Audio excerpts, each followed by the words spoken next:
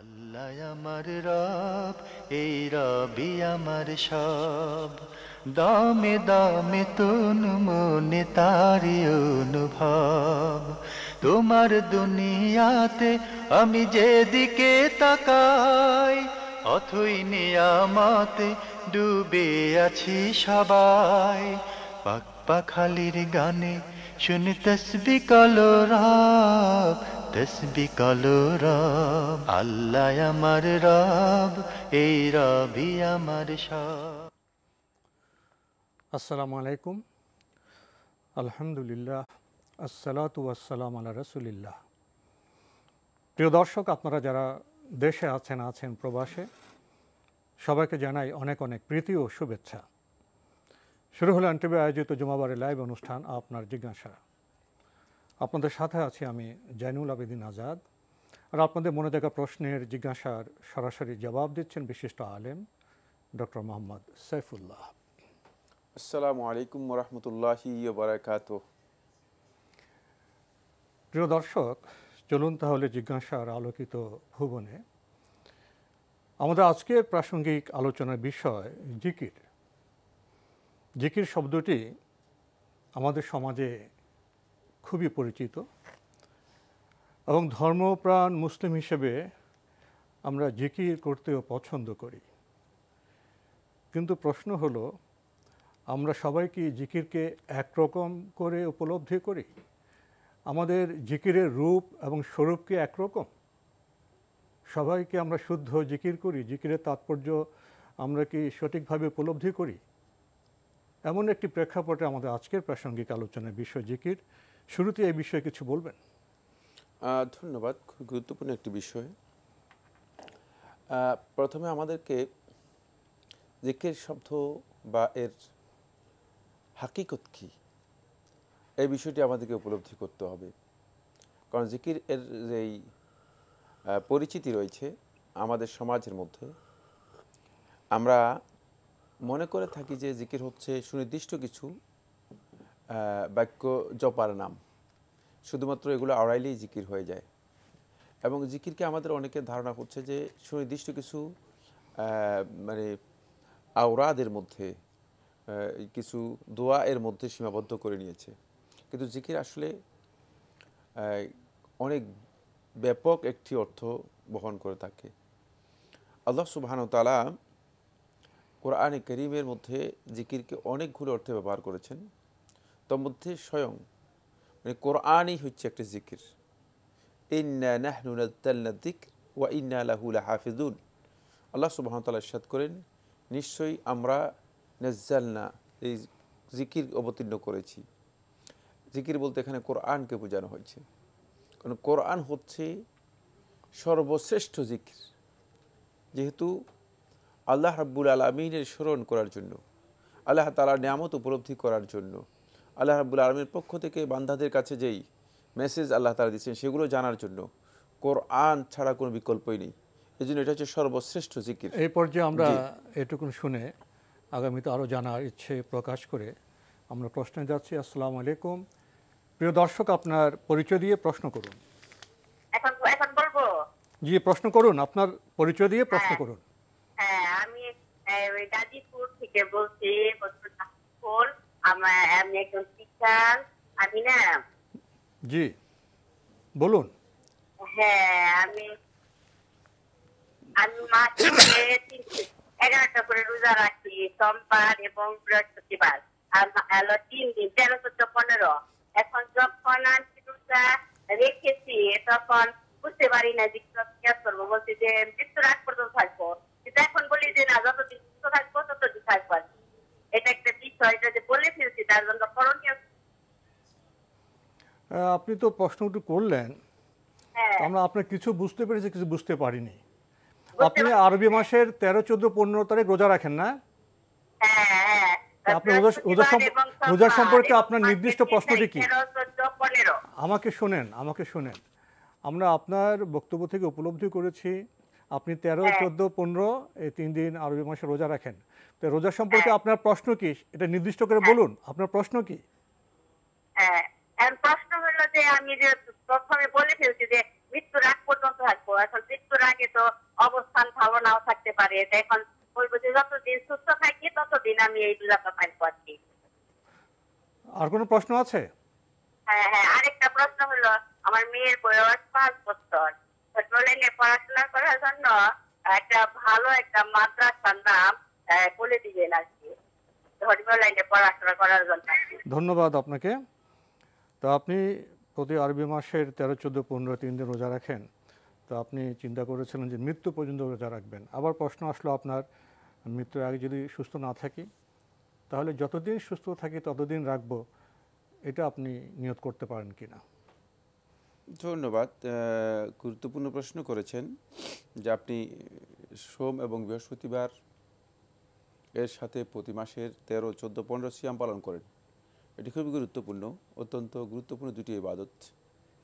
সোম বৃহস্পতিবারের সিয়াম সম্পর্কে রাসূলুল্লাহ সাল্লাল্লাহু আলাইহি ওয়াসাল্লাম বলেছেন যে এই দুই দিনই আল্লাহ রাব্বুল আলামিনের কাছে বান্দাদের আমলগুলো উত্তোলন করা হয়, এবং রাসূলুল্লাহ সাল্লাল্লাহু আলাইহি ওয়াসাল্লাম এই দুই দিনে সিয়াম পালন করেছেন।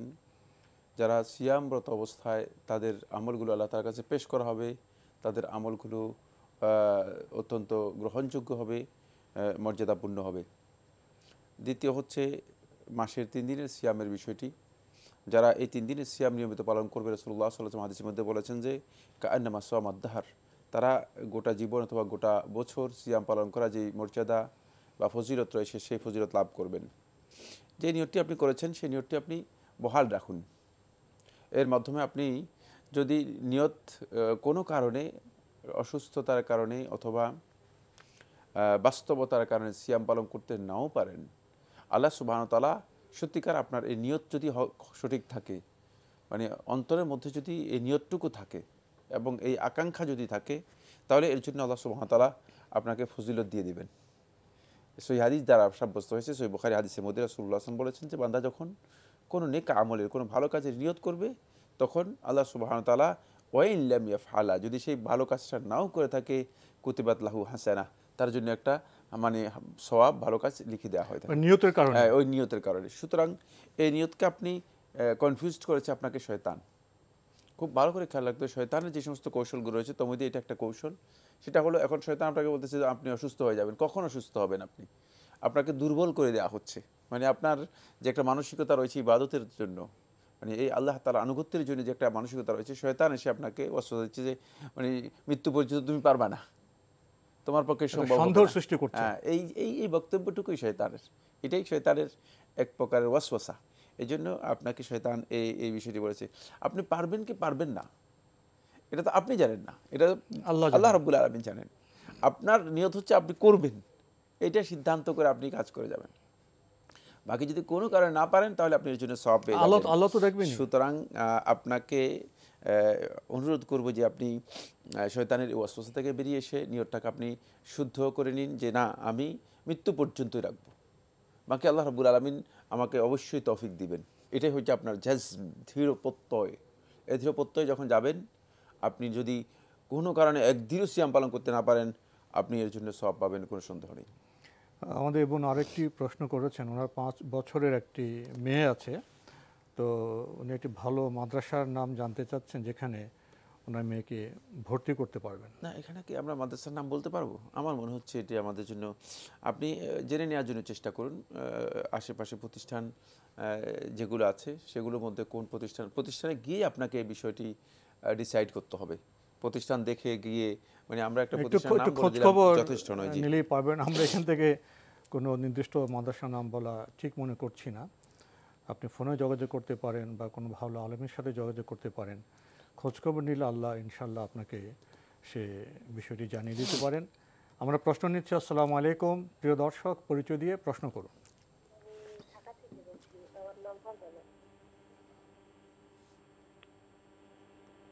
হ্যালো, আমরা আপনাকে শুনতে পাচ্ছি, আপনার পরিচয় দিয়ে প্রশ্ন করুন। আমার প্রথম প্রশ্ন হচ্ছে যে আমার সন্তান আমার সাথে খুবই খারাপ ব্যবহার করে। তো মাঝে মধ্যে সে অনর্থকই সে আমার সাথে প্রচন্ড খারাপ ব্যবহার করে কোনো কারণ ছাড়াই। তো আমি কিছু কথা যদি আমি মানুষকে বলেও ফেলি যে আপনার সাথে খারাপ ব্যবহার কে করেন? আমার সন্তান, যে আমার ছেলে। আপনার ছেলে? কেন খারাপ ব্যবহার করে? বিভিন্ন পারিবারিক কারণে, সেখানে আমার দোষ না থাকলেও যে আমার সাথে খারাপ ব্যবহার করে, ও অন্য পারিবারিক কলহের কারণেই তার আমার প্রতি একটা বিরূপ ধারণা সৃষ্টি হয়ে গেছে। যে কাজ আমি করিনি ওটা সে ধারণা করে নেয় যে আমি সেটা করেছি, তো এটার কারণে সে আমাকে অনেক বাজে বাজে কথা বলে। তো আমি মৃত্যুর পরে লিখে রেখে যাই একটা কাগজে, যে বুঝতে পারছেন? মৃত্যুর পরে আমার এই ছেলে আমার মুখ দিতে পারবে না। এটা কি আমার গোনা হবে নাকি? আচ্ছা, আপনার ছেলে পারিবারিক কলহের কারণে আপনার সাথে খারাপ ব্যবহার করে, এখন আপনার প্রশ্নটা কি? আমি আমি মৃত্যুর পরে এটা লিখে দিতে পারবো কিনা একটা কাগজে, যে আমার ছেলে আমার মৃত্যুর পরে আমার মুখ দেখতে পারবে কিনা? মা পারবে না। না, আপনি কি করতে পারবেন? জি জি। আচ্ছা আচ্ছা আচ্ছা, আরেকটা প্রশ্ন আছে আমার। আর কোনো প্রশ্ন আছে? জি জি জি বলুন।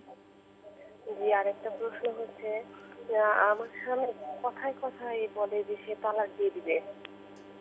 প্রায় কথায় কথায় কোনো সামান্য কথা নিয়ে লাগলেও সে বলে যে সে তালাক দিয়ে দিবে। তো এটা কি বৈধ থাকে? ধন্যবাদ। আরেকটি প্রশ্ন আছে আমাদের, আপনাদের যে বাসায় কি ধর্মীয় পরিবেশ আছে? আপনারা কি সবাই নামাজ টামাজ পড়েন? জি, আমি পড়ি, 5 ওয়াক্ত নামাজই পড়ি। আপনার ছেলে নামাজ পড়ে? আপনার স্বামী নামাজ পড়েন? সারা 5 ওয়াক্ত পড়ে না, কিন্তু মোটামুটি পড়ে।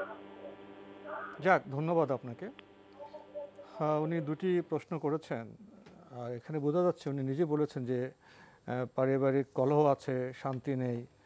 তো এই কলহের কারণে ছেলে খারাপ ব্যবহার করে। ছেলেকে উনি বলেছেন, আমার মৃত্যুর পর তুমি আমার মুখ দেখবে না, এতে কি ওনার গুনাহ হবে কিনা। আরেকটি প্রশ্ন করেছেন যে ওনার স্বামী কথায় কথায় তালাক তালাক বলে, তো এতে কি তালাক হয়ে যাবে কিনা। ধন্যবাদ আপনাকে। প্রথম যে প্রশ্নটি আপনি করেছেন, যে ছেলেকে বলেছেন যে আমার মৃত্যুর পর আমার মুখ দেখবে না তুমি, এটা আপনি চূড়ান্ত সীমা লঙ্ঘন করেছেন। খারাপ ব্যবহার তো আপনিও করেছেন। সুতরাং মানে খারাপ ব্যবহারের প্রতিদান তো খারাপ, ভালো ব্যবহারের প্রতিদান হচ্ছে ভালো। হাল জাযাউল ইহসানি ইল্লা ইহসান। আল্লাহ সুবহানাহু ওয়া তাআলা কোরআনে কারিমের মধ্যে ইরশাদ করেছেন যে ভালো ব্যবহার, ভালো আচরণ, ভালো কাজের প্রতিদান হচ্ছে ভালো কাজের মাধ্যমেই। সুতরাং এর বিপরীত হচ্ছে এর যদি আমরা নেগেটিভ সেন্সে যাই, তাহলে দেখব যে খারাপ কাজের প্রতিদান হচ্ছে খারাপের মাধ্যমে। অন্য আয়াতের মধ্যে সেটা বলেছেন, ফামান আসাআ ফাআলাইহা। আর যে খারাপ কাজ করবে সে খারাপ কাজ তার নিজের দিকে প্রত্যাবর্তিত হবে। আপনি প্রথম কাজ হচ্ছে নিজেকে সংশোধন করার জন্য চেষ্টা করুন। আপনার সংশোধন নির্ভর করবে আপনার সন্তানের সংশোধন। এজন্য আপনি নিজেকে সংশোধন করার জন্য চেষ্টা করুন।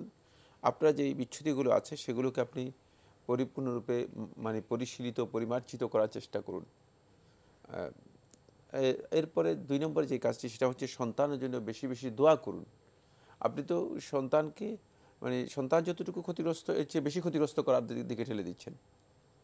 এমন কথা বলছেন যে মৃত্যুর পরে যেন আপনার মুখই না দেখে, সেটা আপনি আসলে তাকে ধাক্কা দিয়ে ক্ষতিগ্রস্ত করে দিচ্ছেন আরও। এই কাজটি আপনার জন্য সঙ্গত হয়নি, বৈধ হয়নি।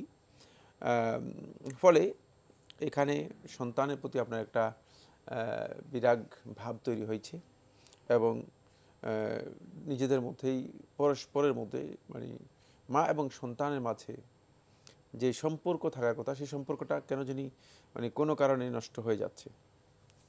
আর এর কারণ হচ্ছে একটাই, সেটা হচ্ছে আপনি নিজেকে সংশোধন করার জন্য চেষ্টা করুন। আমরা নিজেদের দোষ খুঁজে পাই না। চেষ্টা করুন নিজের দোষ বা নিজের সমস্যাগুলো কি কি আছে সেগুলো শুদ্ধ করা যায় কি না।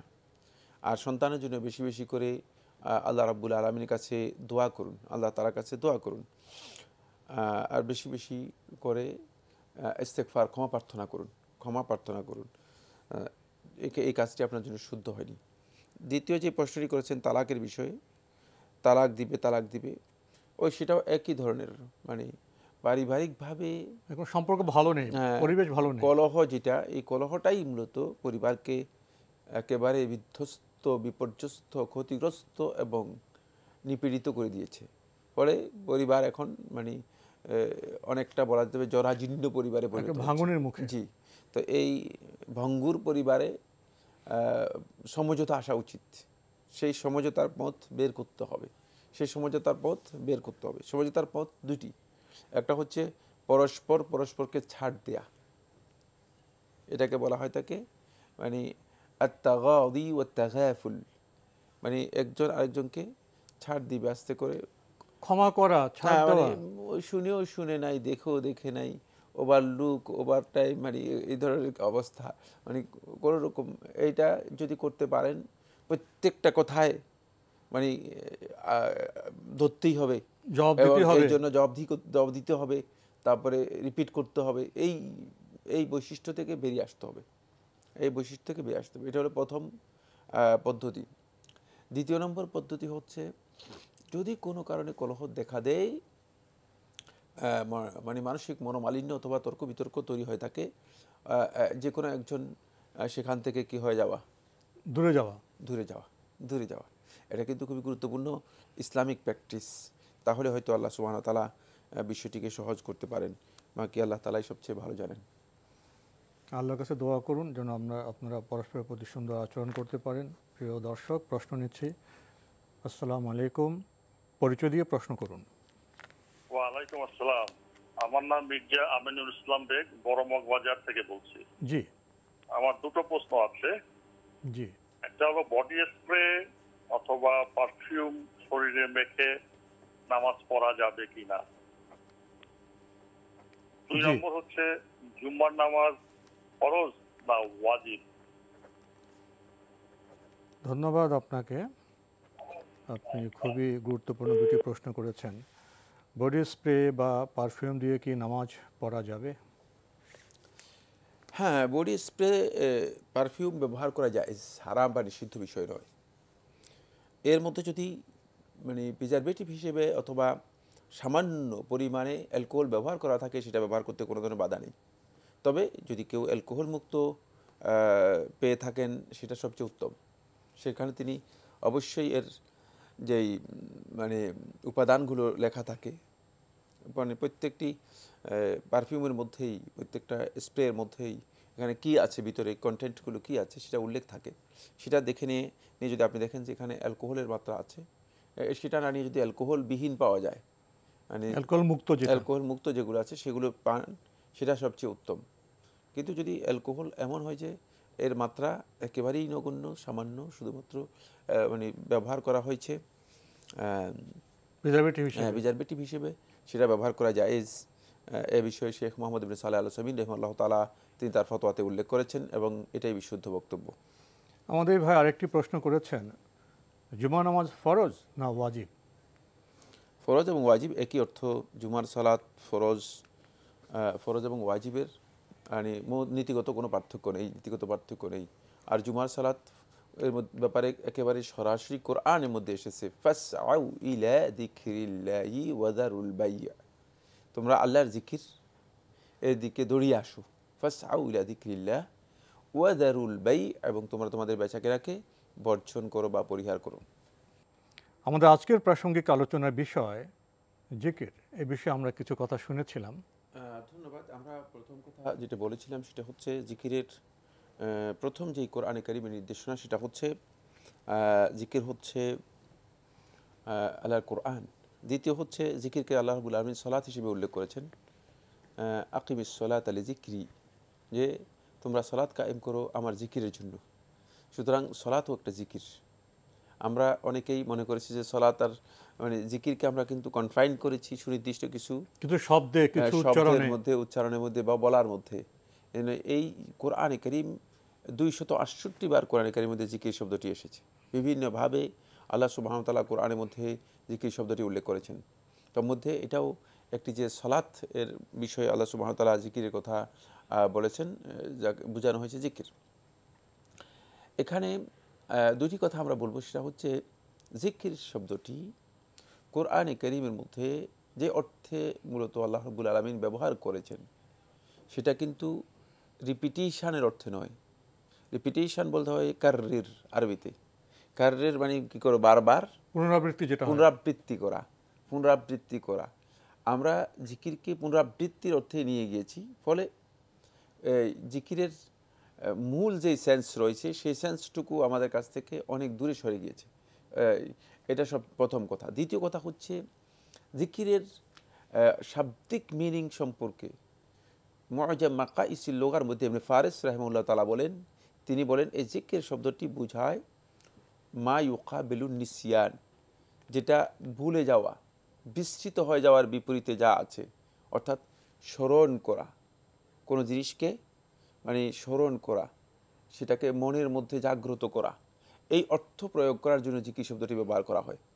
মানে জাগরুক রাখা, হ্যাঁ মানে জাগ্রত রাখা। তাহলে এখান থেকে মূল মানে যে সেন্সটুকু বোঝা যাচ্ছে সেটা হলো জিকিরটা মুখের উচ্চারণের থেকে অনেক বেশি জিকিরের সম্পর্ক রয়েছে অন্তরের সাথে, অনেক বেশি সম্পর্ক রয়েছে অন্তরের সাথে। এই জন্য শেখুল ইসলাম ইবনুল কাইয়িম রহমতুল্লাহ আলাইহি তিনি একথা উল্লেখ করেছেন যে মানে মানুষের প্রত্যেকটি জিকিরের মানে সম্পর্ক তার অন্তরের সাথে হতে হবে, অন্তরের সাথে, অন্তর থেকে সেই এই জিকিরটুকু করতে হবে। যদি সেই কোনো দোয়া করে থাকে অথবা কোনো সানা বা প্রশংসা করে থাকে, তাহলে সেটা অবশ্যই তার অন্তর থেকে হতে হবে, অন্তর থেকে হতে হবে। এবার আমরা যাব আল্লাহ সুবহানাহু ওয়া তাআলা, মানে সংক্ষেপ করার জন্য শুধু মূল কথাগুলো বলছি। আল্লাহ সুবহানাহু ওয়া তাআলা জিকিরের ব্যাপারে আল্লাহ রাব্বুল আলামিন এমন একটা নির্দেশনা দিয়েছেন যে নির্দেশনা থেকে বোঝা যায় যে জিকির এর জন্য কোনো সুনির্দিষ্ট হালাত নেই। অন্যান্য ইবাদতের জন্য যেমন একটা নির্দিষ্ট অবস্থা বা একটা বৈশিষ্ট্য আল্লাহ রাব্বুল আলামিন নির্দিষ্ট করে দিয়েছেন, সালাত এর জন্য করে দিয়েছেন, হজের জন্য করে দিয়েছেন, সিয়ামের জন্য করে দিয়েছেন, কিন্তু জিকিরের জন্য আল্লাহ রাব্বুল আলামিন কোনো হালাত নির্দিষ্ট করে দেননি।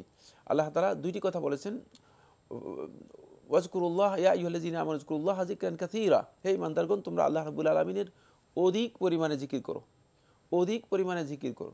আবার অন্য জায়গায় আল্লাহ সুবহানাহু ওয়া তাআলা এই কথা বলেছেন, আল্লাযীনা ইয়াযকুরুনাল্লাহা কিয়ামান ওয়া কুউদান ওয়া আলা জুনুবিহিম, যারা আল্লাহ তাআলা জিকির করে থাকে কিয়ামান দাঁড়িয়ে, কুউদান বসে, ওয়া আলা জুনুবিহিম অথবা শুয়ে, অর্থাৎ এটা সর্বাবস্থায় করার ব্যাপারে আল্লাহ সুবহানাহু ওয়া তাআলা বলে দিয়েছেন। এর জন্য কোনো সুনির্দিষ্ট হালাত, সুনির্দিষ্ট অবস্থা আল্লাহ রাব্বুল আলামিন কোরআনের মধ্যে নির্দিষ্ট করেনি। এখান থেকে বোঝা যায় এটা জিকির হচ্ছে এত একটি ব্যাপক বিষয় যে আল্লাহ সুবহানাহু ওয়া তাআলা এটাকে সর্বাবস্থায় করতে বলেছেন, যাতে করে সর্বাবস্থা আমরা এই জিকিরটা করতে পারি।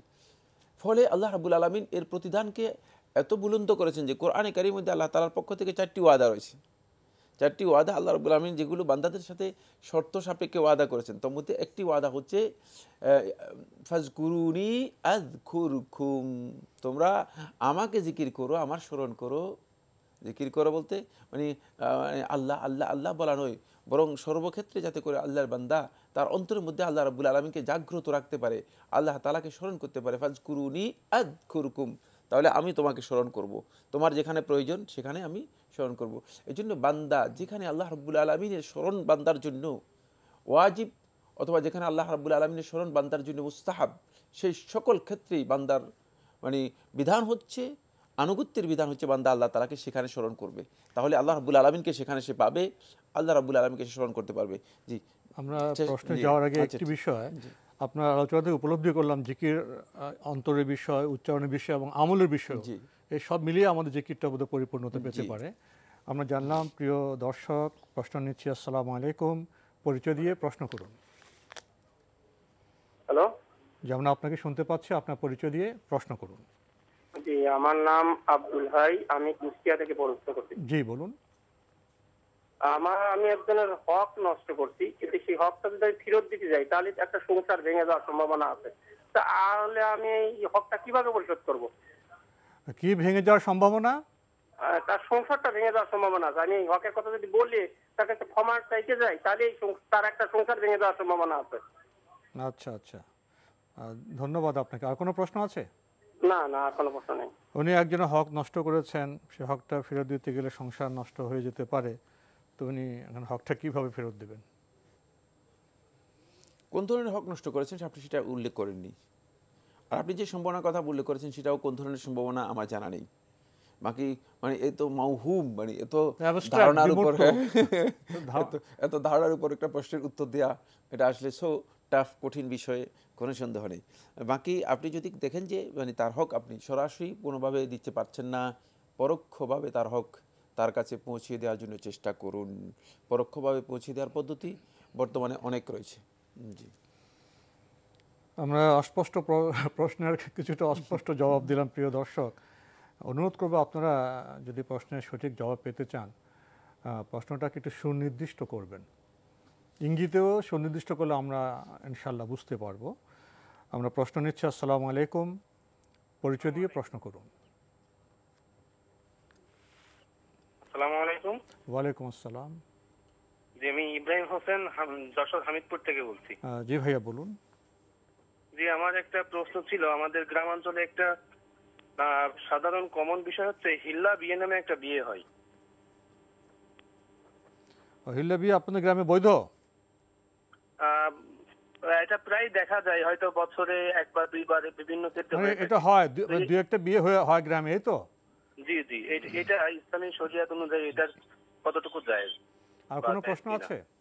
জি জি বলুন, আর প্রশ্ন থাকলে। আর আরেকটা প্রশ্ন হচ্ছে যে আমরা সাধারণত যে জিহাদের কথা বলা হয়, এই জিহাদটা কোন নেতার আন্ডারে কখন আমরা করব বা কোন সময় করব, এই অনুযায়ী যদি একটু ধারণা ব্যাখ্যা দিতেন। ধন্যবাদ আপনাকে। আপনি বলছেন যে আপনাদের গ্রামে বছরে দু একটা হিল্লে বিয়ে হয়, তো হিল্লে বিয়ে সম্পর্কে ইসলামের দৃষ্টিভঙ্গি কেমন? ধন্যবাদ। হিল্লা বিয়া নামে যেই বিয়ের পরিচয় বা মানে আমাদের সমাজের মধ্যে প্রচলন রয়েছে, এটি হারাম এবং এটা সামাজিক অনাচার। এই কাজে যারা বলা যায় না, এটা বিয়ে নয়, এটা মানে বিয়ে হিসেবে অনাচার বিয়ে হিসেবে আখ্যায়িত করা হয়ে থাকে, কিন্তু এটা বিয়ে নয়, এটা হারাম কাজ। সুতরাং এই বিয়েতে যিনি বিয়ে করবেন তিনি হারাম কাজ করলেন, জেনা করলেন। আর যারা এই বিয়েতে সম্পৃক্ত হবে তারা সবাই মালউন বা অভিশপ্ত হবে। আর যিনি এই কাজটি যার উদ্দেশ্যে করানো হবে তিনি অভিশপ্ত হবেন। রাসূলুল্লাহ সাল্লাল্লাহু আলাইহি ওয়াসাল্লাম হাদিসের মধ্যে স্পষ্ট করে বলে দিয়েছেন, লাআনাল্লাহুল মুহাল্লিল ওয়াল মুহাল্লিলা লাহ।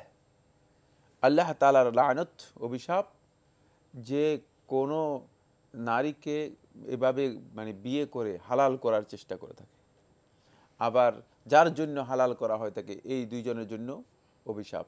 সুতরাং এই তাহলিলের সাথে, এই ধরনের হিল্লা বিয়ে যেটাকে বলা হচ্ছে, এর সাথে যারা জড়িত রয়েছে তারা সবাই মালউন, ইসলামী শরীয়তের ভাষায় তারা অভিশপ্ত।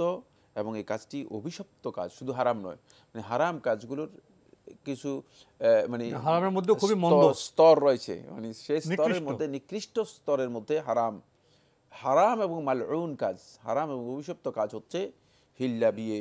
সুতরাং এটা যদি কোনো সমাজে প্রচলিত থাকে তাহলে সেই সমাজ বেবিচারে ভরপুর হয়ে যাবে। আল্লাহ তাআলা আমাদেরকে এই ধরনের অনাচার থেকে রক্ষা করুন। আপনি আরেকটি প্রশ্ন খুবই সংক্ষেপে করেছেন, কিন্তু বিষয়টি তো সংক্ষেপ নয়। আপনি জিহাদ সম্পর্কে জানতে চেয়েছেন এবং জিহাদ কখন, কার অধীনে, কিভাবে করা যাবে সে বিষয়ে জানতে চেয়েছেন, কি বলবেন? জিহাদ ইসলামী রাষ্ট্রের প্রতিরক্ষা ব্যবস্থার নাম। ইসলামী রাষ্ট্রের প্রতিরক্ষা ব্যবস্থার নাম। ইসলামী রাষ্ট্রের রাষ্ট্রপ্রধান, মুসলিম রাষ্ট্রপ্রধান, তার অধীনে জিহাদ করতে হবে। এবং তার অধীনে যদি জিহাদ হয়, তিনি প্রয়োজন যদি মনে করেন তাহলে জিহাদের আহ্বান করবেন, প্রয়োজন হলে জিহাদের আহ্বান করবেন। সেক্ষেত্রে তার অধীনেই শুধুমাত্র জিহাদ করা, এটা হচ্ছে বিধান। আর বাকি কোনো ব্যক্তির নারা দিয়ে, নারা মানে স্লোগান দিয়ে, অথবা কোনো ব্যক্তির উস্কানি দিয়ে বা কোনো গ্রুপের মানে বক্তব্যের মাধ্যমে জিহাদ করা জায়েজ নেই। কারণ এর মাধ্যমে জিহাদের যেই ইসলামী শরিয়ার যে মাকাসিদ, অবজেক্টস রয়েছে, কারণ ইসলাম জিহাদের একটা উদ্দেশ্য, জিহাদ শুধুমাত্র লোকদের রক্ত মানে প্রবাহিত করার নাম নয়, মানুষদেরকে হত্যা করার নাম নয়। মানে এর মধ্যে জিহাদের লক্ষ্য হবে শান্তি করলে, জিহাদের মূল লক্ষ্য হচ্ছে মানব জীবনকে সত্যিকার মানে প্রাণবন্ত করা এবং জীবন দান করা, নিরাপত্তা বিধান করা, এটা হচ্ছে জিহাদের উদ্দেশ্য। ওয়ালাকুম ফিল কিসাসি হায়াত, মৃত্যুর মধ্যে, কিসাসের মধ্যে তোমাদের জন্য রয়েছে হায়াত, জীবন। এই যে জীবনকে নিশ্চিত করার জন্য হচ্ছে জিহাদ। কিন্তু জীবন যদি নিশ্চিত না হয় থাকে তাহলে এই জিহাদের অর্থই নেই। তাই জন্য এটি যদি প্রয়োজন হয় সেই বিষয়ে মুসলিম রাষ্ট্রপ্রধান যখন সেখানে আহ্বান করবে, তখন শুধুমাত্র তার অধীনেই জিহাদ করা যায়। কর্তৃপক্ষের প্রয়োজন হ্যাঁ, সেক্ষেত্রে কোনো ব্যক্তির আহ্বানে অথবা কোনো ব্যক্তির বক্তব্যের মাধ্যমে অথবা কোনো আলেম যদি জিহাদের ঘোষণা করে থাকেন, তিনি বিচ্যুত, বিকৃত এবং ইসলামী চিন্তাধারা থেকে অনেক মিসগাইডেড, অনেক দূরের ব্যক্তি। জিহাদের তো অন্য রূপও আছে, সে বিষয়ে কোনো আলোকপাত করবেন? অনেক দীর্ঘ আলোচ্য বিষয়, প্রয়োজন নেই। তিনি যতটুকু প্রশ্ন করেছেন, নির্দিষ্ট বিষয়ে আমরা যতটুকু প্রশ্ন করেছেন ততটুকু আমরা বললাম। প্রিয় দর্শক, প্রশ্ন নিচ্ছে। আসসালামু আলাইকুম, পরিচয় দিয়ে প্রশ্ন করুন। লাইনে আছেন? হ্যাঁ, আসসালামু আলাইকুম ওয়া রাহমাতুল্লাহ। ওয়ালাইকুম আসসালাম ওয়া রাহমাতুল্লাহ, পরিচয় দিয়ে প্রশ্ন করুন। আমার নাম মোহাম্মদ মিজানুর রহমান রাজু, পঞ্চগড় থেকে বলছিলাম। জি বলুন। প্রথম প্রশ্নটি হলো যে জুম্মার নামাজের কোনো নির্দিষ্ট সময় আছে কিনা? অনেক সময় বয়ান করতে করতে 1:30 বাজে যায়, অনেকে আবার 1:45টার সময় নামাজ আরম্ভ করেন। জি, এক নম্বর এটা। 2 নম্বর প্রশ্ন হলো তাহাজ্জুদের নামাজের নির্দিষ্ট সময় কোনো আছে নাকি? নির্দিষ্ট, অর্থাৎ 12টার পরে? ধন্যবাদ আপনাকে। আপনার প্রথম প্রশ্ন, জুমা নামাজের নির্দিষ্ট কোনো সময় আছে কিনা? দেখা যায় অনেক সময় বয়ান করতে করতে বিলম্ব হয়ে যায়, কি বলবেন? হ্যাঁ, জুমার সালাতের নির্দিষ্ট ওয়াক্ত তো অবশ্যই রয়েছে। নির্দিষ্ট ওয়াক্ত হচ্ছে সূর্য হেলে যাওয়ার পর থেকে শুরু হয়, এটাই হচ্ছে সর্বোত্তম টাইম। জুমার সালাতের সর্বোচ্চ টাইম হচ্ছে সূর্য হেলে যাওয়ার পরপরই আদায় করে নেওয়া। এক্ষেত্রে প্রয়োজনের তাগিদে ডিলে করতে পারবেন, কিন্তু বায়ান নামে যেটা করা হয় থাকে এটি বেদাত। সুতরাং এই বেদাত করার কারণে যদি জুমার সালাতকে কেউ ডিলে করে 1:30টায় 2টায় আদায় করে থাকেন, তাহলে তার এই সালাত ডিলে করার কারণে সময় মুক্ত ওয়াক্ত, মানে সালাতের আউয়াল ওয়াক্ত বা সঠিক টাইমে, আউয়াল ওয়াক্ত বলতে আমি বোঝাচ্ছি সঠিক টাইমে বা মুস্তাহাব ওয়াক্তে আদায় না করার কারণে তিনি ফজিলত থেকে মাহরুম হবেন এবং এই কাজটি শুদ্ধ হবে না।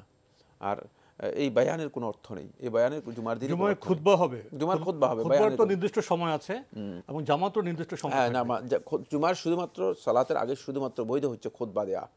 এখানে যেই কোনো ধরনের বায়ান হারাম এবং বিদআত, জায়েজ নেই। জুমায় গুরুত্বপূর্ণ বিষয় খুতবারও নির্দিষ্ট সময় থাকবে, জামাতের নির্দিষ্ট সময় থাকবে। ইসলাম তো আমাদের শৃঙ্খলায় শেখায়। প্রিয় দর্শক, আরেকটি প্রশ্ন করেছেন তাহাজ্জুদের সময় সম্পর্কে। তাহাজ্জুদের সালাতের উত্তম সময় হচ্ছে আস-সুলুসুল আখির, রাত্রের শেষ তৃতীয়াংশ। এখন যদি 7টায় রাত শুরু হয়, তাহলে আপনি হিসাব করবেন রাত শেষ হয় 5টায়। রাত শেষ হয় 5টায়, তাহলে 7 থেকে 5 এই ঘন্টাগুলোকে আপনি যদি 3 ভাগে ভাগ করেন, তাহলে আপনার কাছে শেষ তৃতীয়াংশ যেই সময়টুকু রয়েছে, এই শেষ তৃতীয়াংশের শুরুর সময়টাই হচ্ছে আপনার জন্য সর্বোত্তম সময় তাহাজ্জুদের সালাতের জন্য। আমরা জানলাম তাহাজ্জুদের সময় সম্পর্কে। প্রিয় দর্শক, প্রশ্ন নিচ্ছে। আসসালামু আলাইকুম, পরিচয় দিয়ে প্রশ্ন করুন। আসসালামু আলাইকুম। ওয়ালাইকুম আসসালাম। আমি আইয়ুব আলী খান বলছিলাম, গোয়ালন্দ বাস স্ট্যান্ড থেকে। জি বলুন। আমি আজাদ ভাই, আপনার মাধ্যমে আমি ডাক্তার সাইফুল্লাহ ভাইকে একটি বিনাশ প্রশ্ন করতে চাই। উটের মাংস হারাম না হালাল? নাম্বার 1। নাম্বার 2 হলো, আমি বিনাশে জানতে চাই, আমরা যখন মৃত্যু হবে, আমাদের কবরে যাব, লাশটা কি তাজা হবে বা কিভাবে হবে, এটা জানলে আমার কাছে একটু ভালো লাগে। দয়া করে বলবেন, আশা করি। ধন্যবাদ আপনাকে। আপনার প্রথম প্রশ্ন, উটের যে গোশত সেটা কি হালাল না হারাম? উটের গোশত হালাল, হারাম হওয়ার কোনো কারণ নেই। যেখানে রাসূলুল্লাহ সাল্লাল্লাহু আলাইহি ওয়াসাল্লাম খেয়েছেন, হাদিস দ্বারা প্রমাণিত হয়েছে। রাসূলুল্লাহ সাল্লাল্লাহু আলাইহি ওয়াসাল্লাম নির্দেশ দিয়েছেন, কুলু মিন আবওয়ালিহা ওয়া আলবানিহা ওয়া লুহুমিহা, যে তোমরা উটের গোশত খাও, উটের দুধ খাও, উটের পেশাব খাও। যেখানে উটের পেশাব খেতে বলেছেন, সেখানে উটের গোশত হারাম হবার কোনো বৈধ পেশাবটা কি সাধারণভাবে খাওয়া না বিশেষভাবে? রাসূলুল্লাহ সাল্লাল্লাহু আলাইহি ওয়াসাল্লাম মানে নির্দেশ দিয়েছেন, একটা সুনির্দিষ্ট গ্রাউন্ড রয়েছে, আমরা ওই গ্রাউন্ডে যেতে চাই না। মোদ্দা কথা হচ্ছে রাসূলুল্লাহ যেখানে পেশাব খেতে বলেছেন, সেখানে তো উটের গোশত খাওয়া তো হালাল, কোনো সন্দেহ নেই। উটের গোশত খাওয়া হালাল, যে এতে কোনো ধরনের সন্দেহ নেই। উটের গোশত খাওয়ার পরে কি ওযু করতে হবে? উটের গোশত যদি কেউ উটের গোশত খেয়ে সালাত আদায় করতে যান, তাহলে তার জন্য ওযু করা হচ্ছে উজু করা রাসূলুল্লাহ সাল্লাল্লাহু আলাইহি ওয়াসাল্লাম নির্দেশ দিয়েছেন। কেউ কেউ বলেছেন উজু করাটা ওয়াজিব, কেউ কেউ বলেছেন উজু করাটা হচ্ছে উত্তম। উত্তম হওয়ার বিষয়টি আমাদের কাছে মানে দলিলের ভিত্তিতে অগ্রাধিকার যোগ্য মনে হয়। জি, আরেকটি প্রশ্ন করেছেন, মানুষ যখন মৃত্যু বরণ করে কবরে তো লাশ হয়ে যায়, এরপর ওনার জানার বিষয় হলো তাজা কখন হয়, কিভাবে হয়? তাজা বলতে কি বোঝাচ্ছেন? তাজা বলতে মানে আবার জীবন্ত যে আযাব হবে তো না, এগুলো মুগাইয়াবাতের বিষয়। যদি বলেন যে জীবন, হ্যাঁ, তাকে আবার জীবিত করা হয়, তাকে প্রশ্ন করা হয়, কবরের ফিতনা হয়, কিন্তু সেটা কিভাবে হয় আল্লাহু আলাম, আল্লাহ তাআলাই সবচেয়ে ভালো জানেন। এর কোনো উত্তর আমাদের কাছে নেই, কেউ দেওয়ার মতো ক্ষমতা রাখে না। আমরা জানলাম বিষয়টি সম্পর্কে। প্রিয় দর্শক, প্রশ্ন নিচ্ছি। আসসালামু আলাইকুম, পরিচয় দিয়ে প্রশ্ন করুন। আসসালামু আলাইকুম। ওয়ালাইকুম আসসালাম। আমি মোহাম্মদ বেলাল হোসেন, পুলিশ ইন্সপেক্টর, ঢাকা থেকে বলছি। জি বলুন। হুজুর, আমার একটা প্রশ্ন ছিল। আমি রাজশাহী ইউনিভার্সিটিতে ছাত্র অবস্থায় মেসে থাকতাম। তো মেসে থাকা অবস্থায় আমার সঙ্গে যে সমস্ত ছাত্র ছিল তার মধ্যে একটা হিন্দু নামে একটা ছেলে ছিল। জি। তো এটা হলো হিন্দু নামে এক ছেলে আমার সঙ্গে আমাদের মেসে থাকতো। আচ্ছা। তো ওই ছেলেটা আমরা ছুটিতে যখন বাড়ি যাই, তারপরে ও আমাদের মেসে একসঙ্গে রান্না করে খাওয়ার সময় তো মাস শেষে হিসাব হতো। তো সেক্ষেত্রে তার কিছু টাকা বেশি দেওয়া ছিল এবং ওই টাকাটা আমার ভাগেই ছিল। সম্ভবত 600-700 এরকম একটা হবে। তো এই টাকাটা পরের মাসে যেহেতু ছুটি থেকে এসে আমরা দিব, কিন্তু তারপরে যখন আমরা ছুটি থেকে মেসে আবার আসি, তখন আমরা শুনতে পেলাম যে ওই ছেলেটা ওর বাড়িতে পারিবারিক যে কোনো কারণে আত্মহত্যা করেছে। পরে আমরা টাকা পাইনি। তো ওই ছেলেটাকে ওই যেহেতু সে আত্মহত্যা করেছে, না পাওয়ার কারণে ওই টাকাটা আমি আজও দিতে পারিনি। তো ওই টাকাটা দেওয়ার একটা মাধ্যম বা কিভাবে দিতে পারি? ধন্যবাদ আপনাকে। আর কোনো প্রশ্ন আছে? না, এটুকুই। আসসালামু আলাইকুম। আপনি ছাত্র জীবনের স্মৃতিচারণ করলেন, ঘটনা উল্লেখ করলেন। একজন 700 টাকা বেশি দিয়েছে, আপনার কাছে ছিল, সেটা আত্মহত্যা করেছে, তাকে না পাওয়ার কারণে টাকা পরিশোধ করতে পারেননি। এখন সেই টাকা পরিশোধের মাধ্যম কি হতে পারে, কিভাবে? যদি তার কোনো পরিচয় পাওয়া যায়, তার কোনো অ্যাড্রেস পাওয়া যায়, তাহলে তো তার কাছেই টাকাটা পৌঁছানো, তার পরিবারের কাছে পৌঁছে দেওয়া, ওটা উত্তম, কোনো সন্দেহ নেই। যেহেতু হকদার তার পরিবারের সদস্য যদি থাকে, তাদের কাছে পৌঁছে দেওয়া। কিন্তু বিষয় হয়তো এত সহজ নাও হতে পারে, কারণ অনেক আগের কথা, আবার সে কি আছে কিনা, তার পরিবারের লোক কে আছে, সেটা জানার বিষয় আছে। সেক্ষেত্রে আপনি শুধুমাত্র এই 700 বা 800 টাকা জনকল্যাণমূলক কাজে খরচ করে দেবেন, হয়তো আপনার পক্ষ থেকে এই পাওনাটুকু আদায় হয়ে যাবে। আমরা জানলাম বিষয়টি সম্পর্কে। প্রিয় দর্শক, প্রশ্ন নিচ্ছি। আসসালামু আলাইকুম, পরিচয় দিয়ে প্রশ্ন করুন। লাইনে আছেন? লাইনে আছি। আপনার পরিচয় দিয়ে প্রশ্ন করুন। আমি আব্দুল বারী মোল্লা, চট্টগ্রাম থেকে বলছি। জি বলুন। বলুন। আমার এক বিধবা মহিলা তার ছেলে 2 মেয়ে ইন্তেকাল করেছেন। ছেলে? তার ছেলে এবং 2 মেয়ে। জি। এটা রেখে ইন্তেকাল করেছেন এবং ওনার কিছু স্বর্ণ অলংকার ছিল, সেগুলা ছেলে মেয়েরা সিদ্ধান্ত নিয়েছে যে এগুলা মসজিদে দান করবে। মসজিদে কি দান করবে? কি দান করবে? মসজিদে দিয়ে দিবে, বিক্রি করে মসজিদে দিয়ে দিবে টাকা। কি কাপড় চোপড়? না না, স্বর্ণ অলংকার। ও, স্বর্ণ অলংকার। আচ্ছা। হ্যাঁ। জি। এখন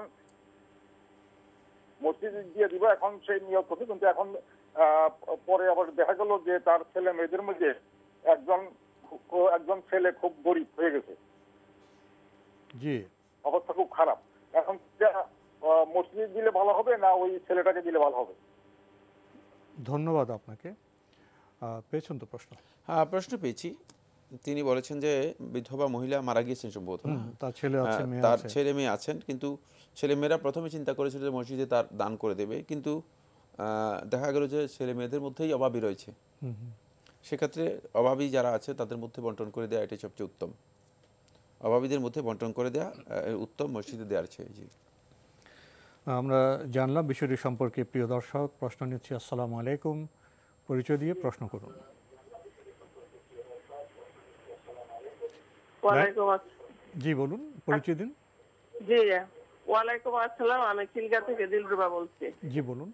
আচ্ছা, একটা প্রশ্ন হলো ইয়া মুসাব্বিহুল আসবাবে 26, এটা প্রত্যেক নামাজের পর পড়তে হয় কিনা, এটা 15 বার, এটা সহিহ হাদিসের আলোকে আর কি জানতে চাই, কোরআন সুন্নাহর ইয়াতে। জি। আরেকটা প্রশ্ন হলো আল্লাহুম্মা কিন্নি আযাবাকা ইয়াউমা, হ্যাঁ, আর ইবাদাকা, এটার ইয়াটা কি, এটার ইয়াটা তো জানতে চাচ্ছি, ফজিলত এবং কোরআন সুন্নাহর আলোকে। ফজিলত এবং কোরআন সুন্নাহর। আপনি দ্বিতীয় দোয়াটা আবার বলুন তো। দ্বিতীয় দোয়াটা বুঝা গেল। আল্লাহুম্মা ইন্নী আযাবাকা, এটা নাকি আমাদের নবী করিম সাল্লাল্লাহু আলাইহি ওয়াসাল্লাম শোয়ার সময় আল্লাহুম্মা ইন্নী আযাবাকা। ইয়া মাজি। না আচ্ছা ঠিক আছে, আমি বুঝতে পেরেছি কি বুঝাতে চেয়েছেন। জি, যেগুলো ফজিলত কি, এগুলো কি পড়তে পারবেন? না, ইয়া মুসাব্বিবুল আসবাব সব হাদিস দ্বারা সাব্যস্ত হয়নি। আর আল্লাহ রাব্বুল আলামিনের ক্ষেত্রে ইয়া মুসাব্বিবুল আসবাব এই বক্তব্যটিও যথার্থ নয়, সঠিক নয়। আল্লাহ রাব্বুল আলামিনকে মানে এই মানে বৈশিষ্ট্য অথবা এই সিফাত দেয়া হাদিস দ্বারা সাব্যস্ত হয়নি। সুতরাং এই দোয়াটাও সাব্যস্ত হয়নি। এই দোয়ার যে কন্টেন্ট রয়েছে সেই কন্টেন্টের মধ্যে ভুল রয়েছে, আল্লাহ তাআলার জন্য প্রযোজ্যই নয়। সুতরাং ফজিলতের প্রশ্নই আসে না, মানে 70 বার পড়তে হবে। আর আপনারা কেন সহি যে দোয়াগুলো আছে সেগুলো গ্রহণ করেন না? সেক্ষেত্রে আপনারা হিসনুল মুসলিম শেখ সাঈদ ইবনে ওয়াফাল কাহতানি রাহিমাহুল্লাহ তাআলা তার এই কিতাবটি আপনারা কালেক্ট করতে পারেন। আপনারা কোথায় মানে বিভিন্ন ধরনের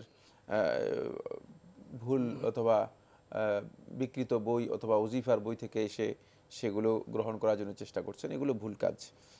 একটাই করতে পারেন, সেটা হচ্ছে শেখ সাঈদ ইবনে ওয়াফাল কাহতানি রাহিমাহুল্লাহ তাআলা লেখা যে হিসনুল মুসলিম বইটি আছে, সেখান থেকে দোয়াগুলো শেখার জন্য চেষ্টা করুন।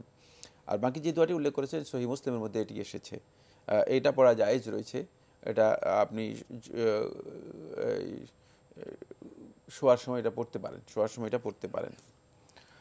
আসলে আমরাও লক্ষ্য করেছি, আমাদের বিশেষ করে আমাদের মা বোনেরা নানা জায়গা থেকে কিছু অজিফা বই থেকে দোয়া দরুদ এগুলো পড়ার চেষ্টা করেন। শেখ যেটা বলেছেন হিসনুল মুসলিম ছোট্ট বই, এটা সংগ্রহ করুন, সেখানে সেই মাসনুন দোয়াগুলো আছে, বিষয়গুলো আছে, সেখান থেকে পড়লে আমরা ফজিলত পেতে পারবো। প্রশ্ন নিচ্ছি। আসসালামু আলাইকুম, পরিচয় দিয়ে প্রশ্ন করুন। ওয়ালাইকুম আসসালাম। আসসালামু আলাইকুম। ওয়ালাইকুম আসসালাম, পরিচয় দিয়ে প্রশ্ন করুন। আমি হাবিবুর রহমান, ঢাকা থেকে বলছি। জি বলুন। যে আমি বলতে চাচ্ছি ইসমে আজম কোন অংশটা ইসমে আজম, আর ইসমে আজমের ফজিলতটা কি? জি ধন্যবাদ আপনাকে। ইসমে আজম কোন অংশটা ইসমে আজম, এর ফজিলত কি? হ্যাঁ ধন্যবাদ, একটি বড় প্রশ্ন করেছেন। ইসমে আজম নিয়ে অনেক দীর্ঘ বক্তব্য রয়েছে। ইসমে আজম কোনটাকে বলা হয়েছে, কেউ কেউ বলেছেন আল আহাদুস সামাদ আল্লাযী লাম ইয়ালিদ ওয়া লাম ইউলাদ ওয়া লাম ইয়াকুল লাহু কুফুয়ান আহাদ, লা ইলাহা ইল্লা আনতা আল আহাদুস সামাদ লাম ইয়ালিদ ওয়া লাম ইউলাদ ওয়া লাম ইয়াকুল লাহু কুফুয়ান আহাদ। কেউ কেউ বলেছেন ইসমে আজম হচ্ছে ইয়া জাল জালালি ওয়াল ইকরাম। কেউ কেউ বলেছেন ইসমে আজম হচ্ছে ইয়া হাইয়্যু ইয়া কাইয়্যুম বিরহমাতিকা আস্তাগীস। কেউ কেউ বলেছেন আর রহমানুর রাহিম, এটা হচ্ছে ইসমে আজম। কেউ কেউ বলেছেন ইয়া আল্লাহ, এটা হচ্ছে ইসমে আজম। বাকি শেখুল ইসলাম ইবনে তাইমিয়া রহমতুল্লাহ আলাইহি ইবনুল কাইয়্যিম রাহিমাহুল্লাহ তাআলাকে বলেছেন ইয়া হাইয়্যু ইয়া কাইয়্যুমের ব্যাপারে তিনি গুরুত্ব আরোপ করেছেন। আর শেখুল ইসলাম ইবনুল কাইয়্যিম রহমতুল্লাহ আলাইহি বলেছেন যে আর রহমানুর রাহিম এটি হচ্ছে ইসমে আজম। রাসূলুল্লাহ সাল্লাল্লাহু আলাইহি ওয়াসাল্লামের হাদিস থেকে বোঝা যায় যে রাসূলুল্লাহ সাল্লাল্লাহু আলাইহি ওয়াসাল্লাম এই সবগুলোকেই আল্লাহ নবী সাল্লাল্লাহু আলাইহি ওয়াসাল্লাম ইসমুল আজমের দিকে ইঙ্গিত করেছেন। সুতরাং কেউ যদি এইগুলোর যে কোনো একটি দিয়ে দোয়া করে থাকেন এবং সত্যিকার অন্তরকে আল্লাহ রাব্বুল আলামিনের জন্য মানে একেবারে একনিষ্ঠ এবং নির্ভেজাল করে আল্লাহর প্রতি যদি নিজের পরিপূর্ণ আকুতি এবং পরিপূর্ণ আনুগত্য প্রকাশ করে দোয়া করেন, রাসূলুল্লাহ সাল্লাল্লাহু আলাইহি ওয়াসাল্লাম এখানে দুটি জিনিস বলেছেন, ইজা দুইয়া বিহি উস্তুজিব আও উজিবা লাহ। যদি এর মাধ্যমে আল্লাহ তাআলার কাছে দোয়া করা হয় তাহলে আল্লাহ তাআলার সাথে সাথে তার দোয়াটা কবুল করেন। এটা দোয়া কবুলের জন্য অত্যন্ত গুরুত্বপূর্ণ। ওয়া ইজা সাআলা বিহি আও সাআলা বিহ, যদি এটা দিয়ে আল্লাহ তাআলার কাছে কোনো কিছু তলব করেন, চান, আতাহু, আল্লাহ তাআলা তাকে সেটা দেন, আল্লাহ রাব্বুল আমিন তাকে সেটা দিয়ে থাকেন। এটা হলো এর ফজিলত। বাকি এই ক্ষেত্রে নির্দিষ্ট করা হয়নি যে এইটাই রাসূলুল্লাহ সাল্লাল্লাহু আলাইহি ওয়াসাল্লাম এর কোন হাদিসের মধ্যে সুনির্দিষ্ট করে বলে দেননি যে এটা হচ্ছে ইসমুল আজম। জি, আমরা জানলাম বিষয়টি সম্পর্কে। প্রিয় দর্শক, প্রশ্ন নিচ্ছি। আসসালামু আলাইকুম, পরিচয় দিয়ে প্রশ্ন করুন। হ্যালো, আমরা আপনাকে শুনতে পাচ্ছি, আপনার পরিচয় দিয়ে প্রশ্ন করুন। আমার নাম জুবায়ের, বলছি সিলেট থেকে। জি বলুন। হ্যাঁ, আমার প্রশ্নটা হচ্ছে, আমরা তো কোরআনে খতম পড়াই বা পড়ি, সেটা মাইক দিয়ে করাটা কতটুকু কোরআন হাদিসের আলোকে ওটা ঠিক? মাইক দিয়ে রাত্রে ওইটা প্রচার করলাম, এটা কোরআন এবং হাদিসের আলোকে কতটুকু ঠিক? মানে মাইক দিয়ে রাতে কোরআন পড়া? জি জি জি। আর কোনো প্রশ্ন আছে? জি না, জি না। আপনি খুবই গুরুত্বপূর্ণ প্রশ্ন করেছেন। রাতে মাইক দিয়ে কোরআন পড়া, প্রচার করা, এটা কতটা সঙ্গত? রাতে মাইক দিয়ে কোরআন পড়া সুবিনা খতম বলা হয় তাকে। এই ধরনের খতম সালাফদের আমল দ্বারা সাব্যস্ত হয়নি। কোরআনে কারীম তেলাওয়াত করা ব্যক্তিগত ইবাদত, সুতরাং কোরআনে কারীম তেলাওয়াত এর ক্ষেত্রে মাইক ব্যবহার করা ব্যক্তিগত ইবাদতের জন্য এটা হারাম, জায়েজ নেই। যেখানে রাসূলুল্লাহ সাল্লাল্লাহু আলাইহি ওয়াসাল্লাম সালাতের মধ্যে এই কথা বলেছে, ওয়ালা তাজহার বিসসালাতিকা ওয়ালা তুখাফিত বিহা ওয়াবতাগি বাইনা যালিকা সাবিলা। সালাতের মধ্যে কোরআন তেলাওয়াতের ব্যাপারে উচ্চ স্বরে কোরআন তেলাওয়াত না করার জন্য। যেখানে সালাতের মধ্যে কোরআন তেলাওয়াত মা'মুর বিহি, নির্দেশ, ফাকরাউ মা তায়াসসারা মিনহু, ফাকরাউ মা তায়াসসারা মিনাল কুরআন, যে সালাতের মধ্যে তোমরা কোরআন পড়ো, যেখানে কোরআন পড়তে নির্দেশ দেওয়া হয়েছে, যেখানে কোরআন তেলাওয়াতকে জুমহুর আহলুল ইলম ওয়াজিব বা ফরজ বলেছেন, তাহলে সেখানে যদি কোরআন তেলাওয়াত করতে বলা নিষেধ করা হয়েছে যে জোরে তেলাওয়াত করা যাবে না, মানে সঙ্গত, হ্যাঁ, মানে আওয়াজ জোরে চিৎকার করে জোরে আওয়াজ করে করা যাবে না। আবার একেবারেই মানে এমন করা যাবে না যে মানে আওয়াজ ছাড়াই মানে করা যাবে না, মধ্যম পন্থা অবলম্বন করতে বলা হয়েছে। সেই ক্ষেত্রে ব্যক্তিগত কোরআন তেলাওয়াতের ক্ষেত্রে রাতে মাইকে তেলাওয়াত করা এটি সুন্নাহ সম্মত নয়, বিদআতি আমল, এবং সর্বনিম্ন এটা হারাম হবে, যেহেতু সালাফদের কোনো আমল থেকে এটি প্রমাণিত হয়নি, কোনো আমল থেকে প্রমাণিত হয়নি। আমরা জানলাম বিষয়টি সম্পর্কে। প্রিয় দর্শক, প্রশ্ন নিচ্ছি। আসসালামু আলাইকুম, পরিচয় দিয়ে প্রশ্ন করুন। আসসালামু আলাইকুম ওয়া রাহমাতুল্লাহ। ওয়ালাইকুম আসসালাম। আমি ইব্রাহিম হোসেন বলছিলাম। জি বলুন। জি, আমার প্রশ্ন হচ্ছে, প্রচলিত যে তাবলিগ জামায়াত আছে এবং তাদের যে ফাজাইলে আমল কিতাব আছে, তো এইটা কতটুকু সহি ফাজাইলে আমল বইটি এবং প্রচলিত তাবলিগ জামাতে অংশগ্রহণের বিষয়টি আপনারা একটু কোরআন এবং সুন্নাহর আলোকে যদি মূল্যায়ন করেন খুবই ভালো হতো। আপনি এটি সুনির্দিষ্ট জামাত সম্পর্কে সুনির্দিষ্ট প্রশ্ন করেছেন। ফাজাইলে আমল এই গ্রন্থি সম্পর্কে প্রশ্ন করেছেন এবং সেখানে অংশগ্রহণ সে বিষয়ে প্রশ্ন করেছেন। এতগুলি বিষয়ে কি বলবেন? না, এই প্রশ্নটা বড় প্রশ্ন করেছেন। প্রথম কথা হচ্ছে, ফাজাইলে আমল যে কিতাবটি রয়েছে এটি মাওলানা জাকারিয়া কান্দলবি রহমতুল্লাহ আলাইহি লিখেছেন। এখানে অনেক জাল জয়ীফ এবং মিথ্যা ঘটনার সমাহার করেছেন রাহিমাহুল্লাহ তাআলা। তিনি হয়তো লোকদেরকে উৎসাহিত করার জন্য এগুলো উল্লেখ করেছেন, তবে প্রত্যেকটি তিনি রেফারেন্স উল্লেখ করেছেন। এটা হলো মাওলানা জাকারিয়া কান্দলবি রহমতুল্লাহ আলাইহি, মানে আমার যতটুকু জানা রয়েছে তিনি ভারতবর্ষের যে সমস্ত হাদিসের প্রাজ্ঞ আলেম ছিলেন তার মধ্যে একজন ছিলেন। হাদিসের ব্যাপারে তার জ্ঞান ছিল। বাকি হাদিসের তাহকিকের বিষয়গুলোকে তিনি এখানে এড়িয়ে গিয়েছেন কোথাও কোথাও, কোথাও কোথাও তিনি উল্লেখ করেছেন তার মূল কিতাবের মধ্যে। মূল কিতাবের মধ্যে তিনি উল্লেখ করেছেন যে হাদিসটি মুনকার, হাদিসটি গ্রহণযোগ্য নয়, কিন্তু পরবর্তীতে অনুবাদ করতে গিয়ে সেগুলোকে বাদ দেওয়া হয়েছে। ফলে যারা অনুবাদ করেছেন তারা বাদ দিয়েছেন। বাকি এর মধ্যে প্রচুর জাল দঈফ এবং মানে বিভিন্ন ধরনের কিচ্ছা কাহিনীর তিনি সমাহার ঘটিয়েছেন, যেগুলো ইসলামী শরিয়ার ভিত্তিতে মানদণ্ডে মানে হাদিসের যা স্পোর্তালে হাদিসের যে জাস্টিফাই রয়েছে এই ক্ষেত্রে জাস্টিফাই করলে এগুলো টিকবে না, এগুলো গ্রহণযোগ্য হবে না। এটা আহলু তাহকিক ছাড়া আপনার পক্ষে সম্ভব হবে না, মানে যাদের তাহকিকের জ্ঞান রয়েছে তারা ছাড়া এই কাজ করার কোনো বৈধতা নেই।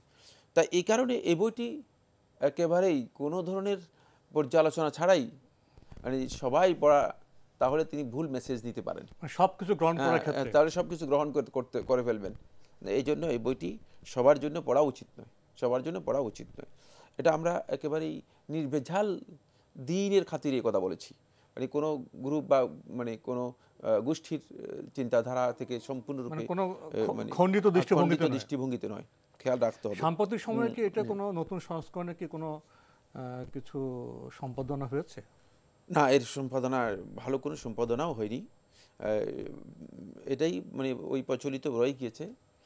উচিত হচ্ছে এ বিষয়ে তাহকিক হওয়া, এই কিতাবের তাহকিক হয়নি, সেই মানের তাহকিক মানে হয়নি, এর মধ্যে প্রচুর ভুল রয়েছে। বাকি 2 নম্বর যে বিষয়টি সেটা হচ্ছে তাবলিগ জামাত একটা গোষ্ঠীর নাম, একটা ফেরকার নাম। তারা সুনির্দিষ্ট কিছু আকিদা পোষণ করে থাকে। আকিদাগত দিক থেকে তারা মাতুরিদি এবং সুফি আকিদা বিশ্বাসী।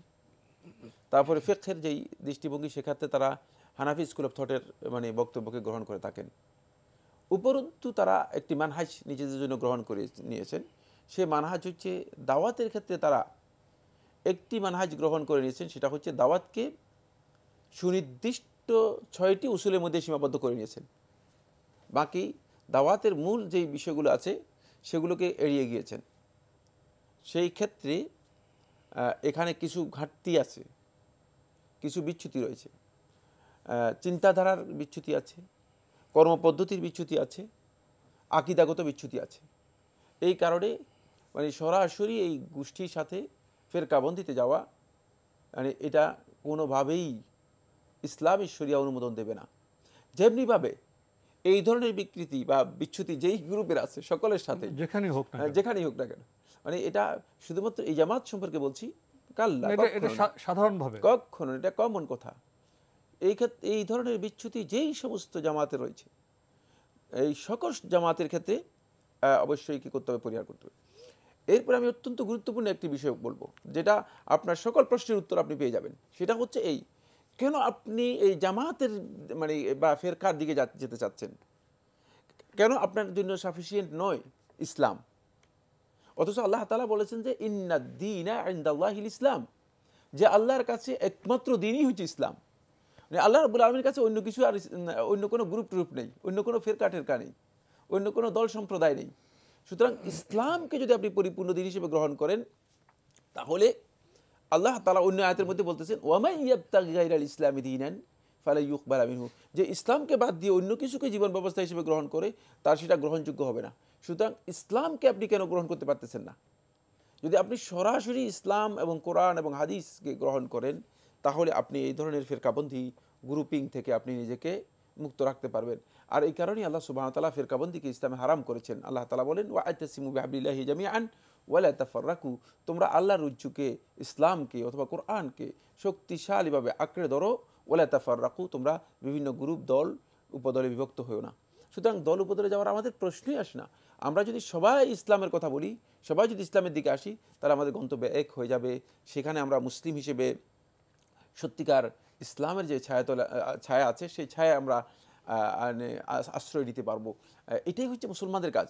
এখন যদি আপনি বলেন যে না আমরা একটা গ্রুপ করি, সেই গ্রুপে আসেন, আবার আরেক দল বলে যে আমি আরেকটা গ্রুপ করি, সেই গ্রুপে আসেন, সেটা আসলে দলাদলিতে চলে যাবে, যেই দলাদলি ইসলামে নিষিদ্ধ, ইসলাম দলাদলিকে হারাম করেছে। আপনি তো ইসলামে আসার কথা বললেন, সাধারণ মানুষ তো ইসলামে থাকতে চায়, কিন্তু সাধারণ মানুষের সে যোগ্যতা তো নেই। ইসলাম পালন করতে গেলে তো ইসলামের দায়িত্ব এসে যায়, যেটা বলে ইসলামের দাওয়াতের। জি জি। তো সাধারণ মানুষ যখন ইসলামের দাওয়াতের দায়িত্ব পালন করতে চায়, তখন তাদেরকে ডাক দেয়, আসুন আমরা ইসলামের, তাবলীগে তো ইসলামের দাওয়াত দেয়, অনেকে ইসলামের দাওয়াত দেয়। এক্ষেত্রে সাধারণ মানুষ কি করবে? না, সাধারণ মানুষের কাজ একটাই, সেটা হচ্ছে ইসলামের দাওয়াত দিবেন, ইসলামের কথাই শুধু, অন্য কোনো গ্রুপ বলবেন না যে আমরা এই গ্রুপের বই মানে সাইনবোর্ড নিয়ে দাওয়াত দিচ্ছি। গ্রুপ উঠাই দিলে তাহলে মুসলিম কোনো ব্যক্তি যদি বলে আসুন আমরা দাওয়াত দিই, তখন সেই সাইনবোর্ড বা দলের নাম বলবে না, ইসলামের নাম বলবে, ইসলামের দাওয়াত দিবে। কোনো সাইনবোর্ড থাকবে না, কোনো সাইনবোর্ড থাকবে না, কোনো গ্রুপ থাকবে না, শুধুমাত্র ইসলামের বক্তব্য থাকবে। তাহলে মুসলিমরা সত্যিকার ইসলামে আসতে পারবে। অন্যথায় মুসলিমরা গ্রুপের মধ্যে যে আহ্বান জানাবে ইসলামের দাওয়াত দেয়, আসেন আমরা ইসলাম সম্পর্কে জানি, আসেন কোরআন এবং হাদিস তাহলে মানে এখানে আপনার যে দাওয়াত দেওয়া, সংগঠন করা বা কোনো কর্মপদ্ধতি, মানহাজ পালন করা, সবই করা যাবে, কিন্তু ইসলামের দাওয়াত, কিন্তু হ্যাঁ দাওয়াতটা হতে হবে একটাই, ইসলামের, দল কোনো দল বা ব্যক্তি নয়, গোষ্ঠী নয়, হ্যাঁ ব্যক্তিরও নয়, দলেরও নয়।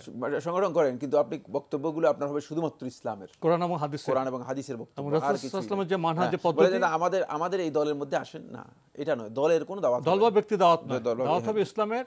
জি, এবং রাসূল সাল্লাল্লাহু আলাইহি ওয়াসাল্লাম যে মানহাজ বা কর্ম পদ্ধতি সেটাই অনুসরণ করতে হবে, সেটাকে অনুসরণ করে, তাহলে পুরো মুসলিম উম্মাহ ইসলামে চলে আসবে, ঐক্য সৃষ্টি হবে, ইসলামে আসবেই, এবং দলাদলি আর জি সৃষ্টি হবে না। আসলে এসব বিষয়ে অনেক গবেষণার, জানার, বোঝার বিষয় আছে। প্রিয় দর্শক, আমরা স্বল্প সময়ে সামান্য কিছু কথা বললাম। প্রশ্ন নিচ্ছে। আসসালামু আলাইকুম, পরিচয় দিয়ে প্রশ্ন করুন। আসসালামু আলাইকুম। ওয়ালাইকুম আসসালাম। আমি নাসরিন জয়পুরহাট থেকে বলতেছিলাম। জি, আমার প্রশ্ন যে আমরা সালাতের মধ্যে সালাম ফিরানোর আগে কি কি দোয়া করতে পারি? জি। আর দ্বিতীয় প্রশ্ন হচ্ছে যে আমরা মৃত ব্যক্তির জন্য নামাজ, রোজা কিংবা কোরআন তেলাওয়াত করতে পারি নাকি তাদের জন্য? ধন্যবাদ আপনাকে।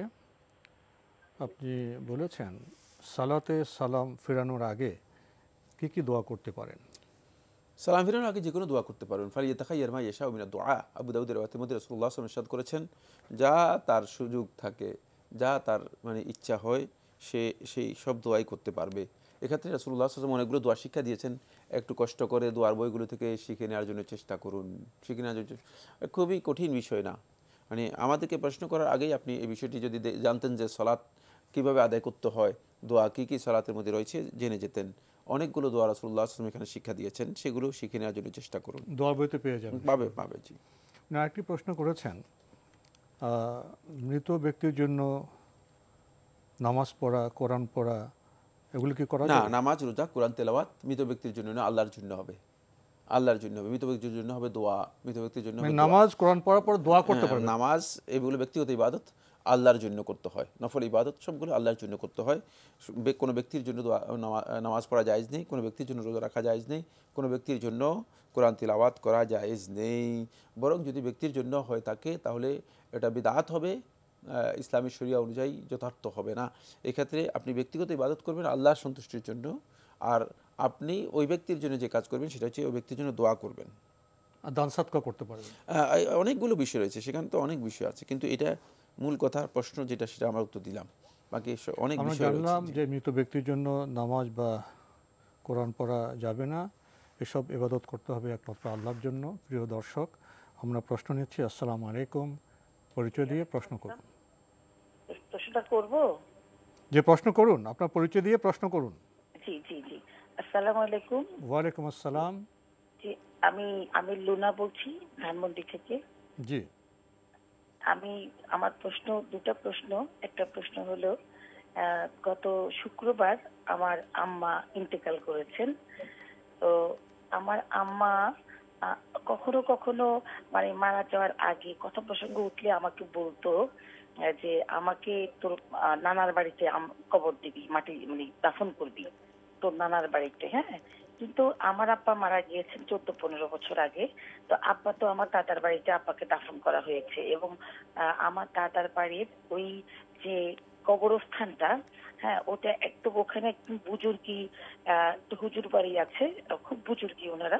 তো আমাদের বাড়িটা ঠিক ওনাদের বাড়ির সাথে লাগানো, এবং আমাদের কবরস্থানটাও একদম ওনাদের মসজিদের পাশে, একদম আজান গাজাল, ওখানে এতিমখানা, মাদ্রাসা, সবকিছু ওখানে, অনেক কিছু হয়, সবকিছু শোনা যায় রাস্তার পাশেই। এত সুন্দর একটা কবরস্থান। তখন আমি আমার আম্মার সাথে রাগ করে বলতাম, মজা করে বলতাম, না না তুমি এটা বললে তো হবে না, বাবা মা একসাথে আমরা কবর দিব, আমাদের কোনো ভাই নেই, আমি ওদের বড় সন্তান। তো আমি বলতাম যে না আম্মা, উনি কিন্তু আমার কাছে ছিলেন, আমার আব্বা মারা যাওয়ার পর থেকে উনি আমার দায়িত্বে আজকে 15 বছর ধরে ছিলেন। তো আমি বলতাম যে না আম্মা, এটা করো না, এটা করলে আমাদের জন্য সমস্যা হয়ে যাবে। আর তাছাড়া এত সুন্দর একটা জায়গা, হুজুর বাড়ির সাথে সবসময় আজান শোনা যায়, কবর জিয়ারত করে সবাই, তুমি এখানে তোমাকে কবর দিব। তো আম্মা এই কথাটা আমার ছোট বোনকেও বলছিলেন যে দেখ তোদের বাড়িতে আমাকে কবর দিবি না। আম্মা কেন যেন জানি না, হয়তো এটা আমার ব্যক্তিগত ব্যাপার, আম্মা হয়তো অত আন্তরিক ছিলেন না আর কি ওই এলাকাটার প্রতি বা কিছু, আল্লাহ নাকি বেশি নসিব করুন। তো আপনার প্রেক্ষাপট আমরা উপলব্ধি করলাম, প্রশ্নটি কি? জি, প্রশ্নটা হলো যে স্যার, আমি আসলে আমার আত্মীয়স্বজন আমাকে জিজ্ঞেস করেছেন যে চাচি আমাকে কোথাও বলেছে তুমি কোথায় ওনাকে দাফন করতে চাও। আমি বলছি আমি আমার আব্বার পাশে জায়গা আছে, আমার আব্বার সাথে আমি আমার আম্মাকে দাফন করতে চাই, এবং সেটাই করা হলো। এখন আমি আসলে এতে কি আমার কোনো অপরাধ হয়েছে?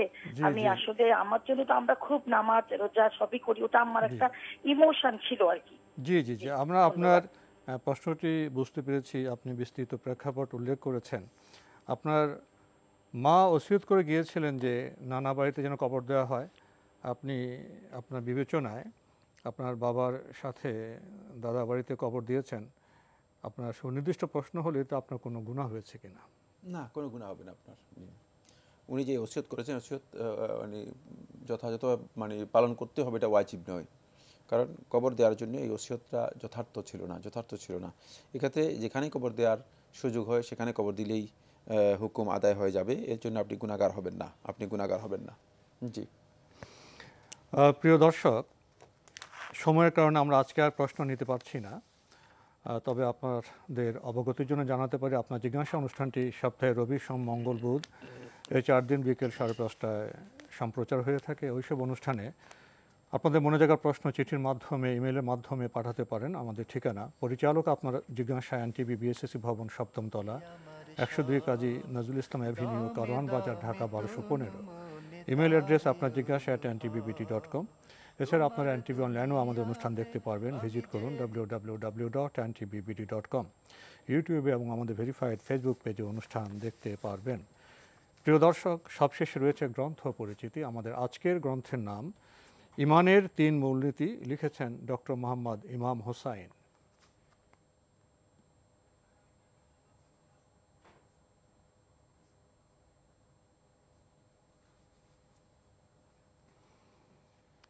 ইমানের মূলনীতি এই গ্রন্থটি প্রকাশ করেছে সবুজপত্র। গ্রন্থটির মূল্য 120 টাকা। দীর্ঘ সূচি রয়েছে। ইমানের 3 মূলনীতির গুরুত্ব, তাৎপর্য, অপরিহার্যতা। প্রথম মূলনীতি বান্দা তার রবকে চেনা। দ্বিতীয় মূলনীতি বান্দা তার রবের দিনকে চেনা। তৃতীয় মূলনীতি বান্দা তার রবের নবী মুহাম্মদ সাল্লাল্লাহু আলাইহি ওয়াসাল্লামকে চেনা। এই 3টি শিরোনামের আওতায় অনেকগুলো চমৎকার এবং গুরুত্বপূর্ণ বিষয় রয়েছে। আর এই গ্রন্থটি যদি কেউ পেতে চান, টেলিফোনে যোগাযোগ করতে পারেন। Telephone number 01750036787। আবারও বলছি 01750036787। ইমানের 3 মূলনীতি, যদি সংক্ষেপে কিছু বলতেন। ইমানের 3টি মূলনীতি এবং এই মৌলিক বিষয়গুলো তুলে ধরার চেষ্টা করেছেন এই সংকলনের মধ্যে ডক্টর মোহাম্মদ ইমাম হোসেন। কোনো সন্দেহ নেই, ইমানিয়াতের বিষয়গুলো আমাদেরকে মৌলিকভাবে জানা অপরিহার্য। তাই এগুলো যথাযথভাবে জানলেই আমরা নিজেদের ইমানকে মজবুত করতে পারবো। আমাদের ইমান নিয়ে স্টাডি খুব কম। আমরা স্টাডি করি শুধুমাত্র যেগুলো আমাদের নিজেদের ফজিলত, স্বার্থ, অথবা যেগুলোর মাধ্যমে আমি অন্যের কাছে জাহির করতে পারবো, মানে যেগুলোর মাধ্যমে আমি নিজেকে অন্যের কাছে জাহির করার সুযোগ হয়, প্রকাশ করতে পারবো। কিন্তু আসলে ইমানের স্টাডি করাটা খুবই গুরুত্বপূর্ণ। ফলে ইমানের এই মৌলিক বিষয়গুলো সম্পর্কে যদি নিয়মিত আমরা স্টাডি করি, তাহলে আমাদের ইমান বৃদ্ধি পাবে। আর যে ইমান বৃদ্ধি পায়, আমাদের আমল, আখলাক, আমাদের সব কিছুর মধ্যে পরিবর্তন সম্ভব। ইমান নেই তো কিছুই নেই। জি, আর ইমান যদি না থাকে তাহলে এগুলো সবগুলোই আমল পণ্ড হয়ে যেতে পারে। এগুলো আল্লাহ তাআলার কাছে কিয়ামতের দিন একেবারেই নাই হয়ে যেতে পারে। ফালা লুকিমু লাহু ইয়াউমাল কিয়ামাতি ওয়াজনা, কিয়ামতের দিন এগুলো ওজন একেবারেই নাই হয়ে যেতে পারে। তাই এগুলো জানা আমি মনে করি খুবই গুরুত্বপূর্ণ বিষয়। তো আজকে আমাদের এখানে শেষ করতে হচ্ছে। আপনাকে অনেক ধন্যবাদ। আপনাকে অশেষ ধন্যবাদ। প্রিয় দর্শক, আপনারা হয়তো লক্ষ্য করেছেন প্রতি জুমাবার আমরা এক একটি গ্রন্থের সাথে আপনাদের পরিচয় ঘটাই। এটি শুধু নিয়মের বিষয় নয়। আমরা যেমন আজকে জেনেছি ইমান নেই তো কিছুই নেই। তেমনি জ্ঞান নেই তো শুদ্ধ আচরণের বিষয় নেই। আমরা যখন জ্ঞান দীপ্ত হব তখন আমরা শুদ্ধ মানুষ হব, আমাদের আচরণও শুদ্ধ হবে। আজ পরিবারে, সংসারে, সমাজে, বৈশ্বিক পরিমণ্ডলে এত হাহাকার কেন, এত অশান্তি কেন? পত্রিকার পৃষ্ঠায় তো আমরা দেখি আহাজারি, হাহাকার, দুঃসংবাদের খবর বেশি। কারণ আমরা জ্ঞানে দীপ্ত নই, আচরণে শুদ্ধ নই, ইমানে শুদ্ধ নই। এই মৌলিক বিষয়ে যদি আমরা সচেতন হই, সজাগ হই, তাহলে আমাদের জীবন, সংসার, পৃথিবী শান্তিময় হতে পারে। তার ভিত্তি হলো ইমান। আসুন আমরা জানি এবং মানি। দেখা হবে ইনশাল্লাহ আগামী জুমাবার একই সময়ে। প্রিয় দর্শক, মহান আল্লাহ আমাদের সবাইকে নিরাপদে রাখুন, রাখুন শান্তিতে। আসসালামু আলাইকুম। আমার রব, এই রবি আমার সব, দামে দামে তুন মনে তারি অনুভব। তোমার দুনিয়াতে আমি যেদিকে তাকাই, অথই নিয়ামতে ডুবে আছি সবাই। পাক পাখালির গানে শুনি তসবি কলো রব, তসবি কলো রব। আল্লাহ আমার রব, এই